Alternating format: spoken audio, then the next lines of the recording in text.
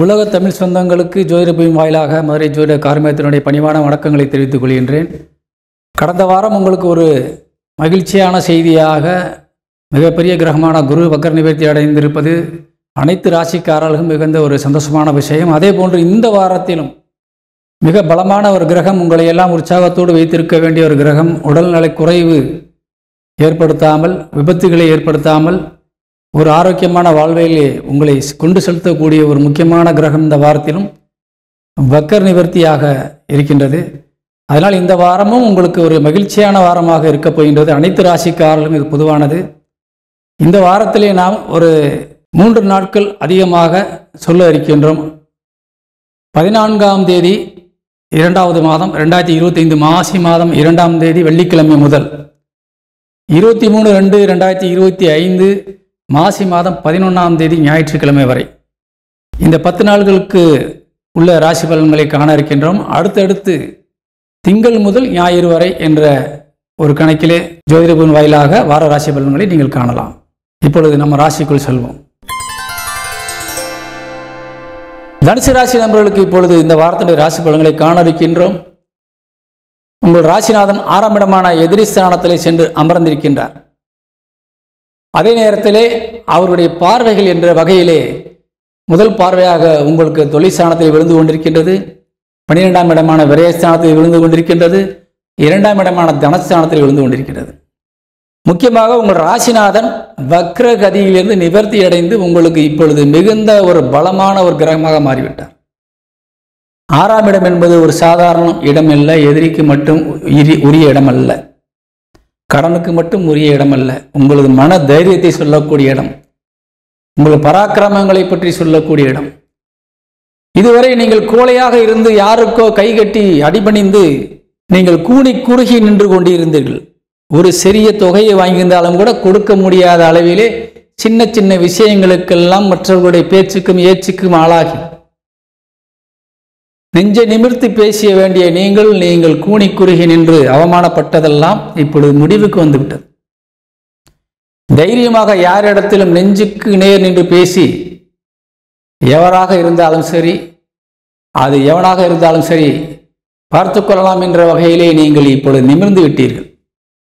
ஆண்களாக இருந்தாலும் சரி, பெண்களாக இருந்தாலும் சரி, தனுசு ராசியை சேர்ந்த உறவுகள், இவ்வளவு பெரிய மனதைரியத்துக்கு நீங்கள் வந்ததற்கு காரணம் உங்கள் ராசிநாதன் இப்பொழுது வக்கரகதியில் மீண்டும் 6ஆம் இடத்தில் அமர்ந்ததால் எவ்வளவு பெரிய பகையும் வெல்லும் ஒரு சக்தியை இப்பொழுது நீங்கள் கொண்டிருக்கின்றீர்கள்.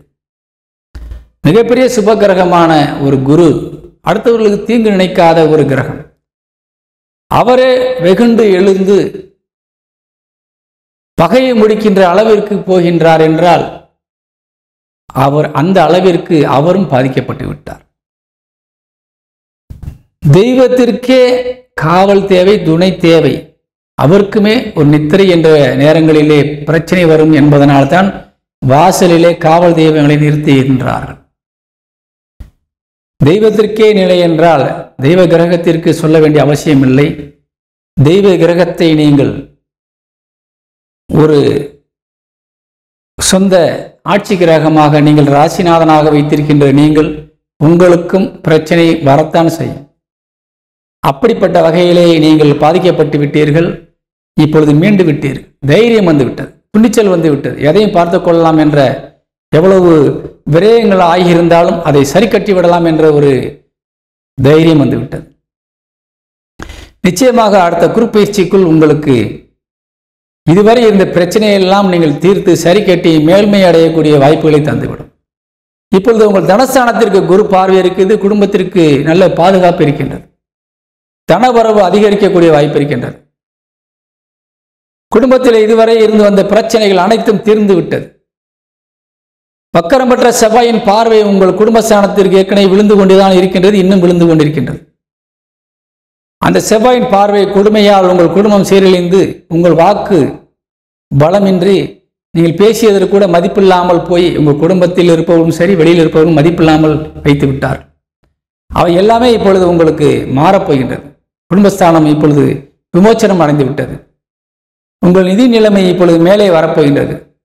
குறிப்பாக நீதித்துறையில் இருக்கின்ற வழக்கறிஞர்கள், வழக்காடுபவர்கள், அதேபோல் நீதிபதிகள் உங்கள் வார்த்தைக்கே மதிப்பில்லாமல் இப்பொழுது நீங்கள் இருந்து கொண்டிருக்கின்றீர்கள். அவையெல்லாம் நிவர்த்தி அடைந்து இப்பொழுது உங்கள் வாக்குஸ்தானம் பலப்பட்டு விட்டது. உங்களுடைய மதிப்பு மரியாதையும் பிறருக்கு தெரிய போகின்றது, தெரிந்து விட்டது. ஆனால் உங்கள் வாக்குஸ்தானத்திற்கு இன்னும் வக்கர பார்வை, செவ்வாயின் வக்கர பார்வை விழுந்து கொண்டிருக்கின்றது 21ஆம் தேதி வரை. அதனால் நீங்கள் வார்த்தைகளை மட்டும் அவசரகதியிலே விட வேண்டாம். நீங்கள் நல்ல நிலைமையிலே தைரியமாக இருந்தாலும் கூட வார்த்தைகளிலே மட்டும் நிதானத்தை நீங்கள் கடைபிடித்துக் கொள்ளே இருக்க வேண்டும். தனுசு ராசியை சேர்ந்த யாராக இருந்தாலும் சரி, எந்த துறையை சேர்ந்தவர்களாக இருந்தாலும் சரி, வார்த்தைகளை மட்டும் விட்டு விடாதீர்கள். ஏனென்றால் இப்பொழுது கௌரவமாக நீங்கள் இருக்க வேண்டிய நேரம், அந்த நேரத்திலே நீங்கள் தேவையில்லாத உங்களது வார்த்தைகள் மூலியமாக உங்கள் கௌரவத்தை குறைத்துக் கொள்ளாதீர்கள். தனவரவு ஒரு பக்கம் வந்து கொண்டிருந்தாலும் ஒரு பக்கம் செலவுகளும் உங்களுக்கு இப்பொழுது வரப்போகின்றது, வந்து கொண்டிருக்கின்றது. சுப விரயமாகவும் வரப்போகின்றது. தொழில் ரீதியாகவும் உங்களுக்கு நல்ல முன்னேற்றங்கள் வரப்போகின்றது. ஒரு பக்கம் தொழில் நன்றாக ஓடப் போகின்றது, ஒரு பக்கம் வரவுகள் வரப்போகின்றது, ஒரு பக்கம் செலவுகள் வரப்போகின்றது. நீங்கள் எதிர்பார்த்த உங்கள் நிறுவனத்தை நடத்துவதற்கு யாராவது நீங்கள் கடனுக்கு அரசாங்கத்திலே நீங்கள் அனுமதி கேட்டிருந்தால், ஒத்துழைப்பு கேட்டிருந்தால் அவையெல்லாம் உங்களுக்கு கிடைக்கப் போகின்றது. குடும்பத்திலே சுப நிகழ்ச்சிகளுக்காக பல செலவுகள் நீங்கள் செய்ய போகின்றீர்கள். சுப விரயங்கள் நடக்க இருக்கின்றது. சிலருக்கு சொத்துக்கள் வாங்குவதன் மூலியமாக, வாகனங்கள் வாங்குவதன் மூலியமாக செலவுகள் வருவதற்கு வாய்ப்பு நிறைய இருக்கின்றது. அதனால் இந்த விரயங்கள் சுப விரயமாக இருக்க வேண்டும். அதே நேரத்தில் ஆண்களுக்கு பெண்கள் மூலியமாக சில செலவுகள் கண்டிப்பாக வருவதற்கான வாய்ப்பு இருக்கின்றது. காரணம், உங்கள் 7ஆம் இடத்திலே செவ்வாய் வக்ரகதி அடைந்து பார்த்து கொண்டிருக்கின்றார். அதனால் நீங்கள் கொஞ்சம் பெண்களிடத்திலே கவனம் தேவை. உங்கள் இல்லற துணை என்று சொல்லக்கூடிய 7 புதன் சனியோடு இணைந்து 9ஆம் இடத்தை பார்த்து கொண்டிருக்கிறார். நல்ல இடத்தை தான் பார்க்கின்றார். உங்களுக்கு நன்மையான சில விஷயங்களுக்காகவும் அவர் ஈடுபாடு செய்ய காத்திருக்கின்றார். ஆனால் வக்கரம் பெற்ற செவ்வாய் அவர்களை ஆட்டி வைக்கும். அதனால் 21ஆம் தேதி வரை உங்களது குடும்பத்தில் இருக்கின்ற துணை ஆணாக இருந்தாலும் பெண்ணாக இருந்தாலும் நீங்கள் அவர்களிடத்திலே கொஞ்சம் கவனமாக இருக்க வேண்டும். வார்த்தைகளை விடக்கூடாது. ஏனென்றால் அவர்கள் உங்கள் வாக்குஸ்தானத்தை பார்த்து கொண்டிருப்பதால், செவ்வாய் 8ஆம் பார்வையாக உங்கள் வாக்குஸ்தானத்தை பார்ப்பதால் அவர்கள் மூலியமாக குடும்பத்திலே சில பிரச்சனைகள் வருவதற்கு வாய்ப்புகள் இருக்கின்றன. நீங்கள் புத்திசாலித்தனமாக வழிநடத்த வேண்டும் என்று கேட்டுக்கொள்கின்றேன். மாணவர்கள் கல்வியிலே ஒரு சிறப்பான முன்னேற்றத்தை அடைவார்கள். வாலிப வயதைச் சேர்ந்த ஆண் பெண்களுக்கு ஒரு திருமண யோகமான ஒரு காலம். தொழில் ரீதியாக அனைத்து துறையை சார்ந்தவர்களும் உடல் உழைப்பாளிகளுக்கும் ஒரு வளமான ஒரு காலம். குறிப்பாக கடல் வழி தொழில் செய்பவர்கள், கடல் கடந்து இருக்கின்ற நம்ம தமிழ் சொந்தங்கள் அனைவருக்குமே ஒரு நல்ல ஒரு சூழ்நிலைகள் ஏற்படக்கூடிய ஒரு காலம். அதேபோல் தாயார் உடல் நலத்திலே கொஞ்சம் கவனம் தேவை. தந்தை வழி சொந்தங்கள் உங்களுக்கு நல்ல ஒரு உற்ற துணையாக இருப்பார்கள். தந்தையார் உடல் நலத்திலும் கொஞ்சம் கவனம் தேவை. மற்றபடி தந்தை வழியில் இருந்து உங்களுக்கு உதவிகள் நிறைய கிடைக்கும். தாய் தந்தையருடைய உடல் நலத்தில் மட்டும் கவனம் தேவை. ஏனென்றால் தாய்க்குரிய கிரகமான குரு 6ஆம் இடத்தில் இருந்து 2ஆம் இடத்தை பார்க்கின்றார், சந்திரன் சாரம் பெற்று. அதனால் தாய் வழி சந்திரன் கேதுவோடு இணைந்திருக்கின்றார். அதனால் தாயார் உடல் நலத்திலே கொஞ்சம் கவனம் தேவை. தந்தை வழியிலே உடல் நலம் கவனம் தேவை. அதன் மூலம் செலவுகள் வரலாம். ஆண்களுக்கு பிள்ளைகள் மூலியமாக நல்ல பெயரை நீங்கள் அடையக்கூடிய வாய்ப்பு நிறைய இருக்கின்றது. ஆனால் அவர்கள் செய்யும் சுட்டித்தனத்தினால் அவர்கள் செய்யும் சில காரியங்கள் உங்களுக்கு நிம்மதியை தராது. பெண்களுக்கு ஒரு குழந்தைகள் மூலியமாக நல்ல ஒரு பெயர்களை அடையலாம். பெண்கள் குழந்தைகள் மூலியமாக நல்ல பெயரையும் புகழையும் அடைவது மட்டுமல்ல, சம்பாதிக்கக்கூடிய பிள்ளைகளாக இருந்தால் அவர்களிடத்திலிருந்து நல்ல ஒரு சம்பாத்தியத்தை பெறலாம். அல்லது அந்த பிள்ளைகளுக்கு அரசு உத்தியோகங்களுக்கு கிடைக்கக்கூடிய வாய்ப்புகள் இருக்கின்றது. அரசு துறை சார்ந்த விஷயங்களிலே அவர்கள் தலையிட்டு ஒரு நல்ல முன்னேற்றத்தை அடைவதற்கான வாய்ப்புகள் இருக்கின்றது. பெரிய மனிதர்கள் மூலியமாக தொடர்பு கொண்டு அவர்கள் முன்னேறுவதற்கான வாய்ப்புகளும் இருக்கின்றது. இது பெண்களுக்கு, அதாவது தனுசு ராசி இந்த பெண்களுக்கு, அவர்கள் பிள்ளைகளுக்கு இந்த பலன்கள்.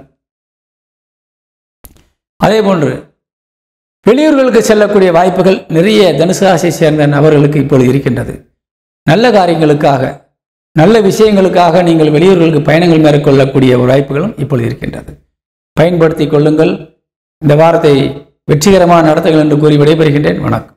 தனுசு ராசிக்கு இந்த வாரத்தினுடைய அதிர்ஷ்ட எண் 4, 8.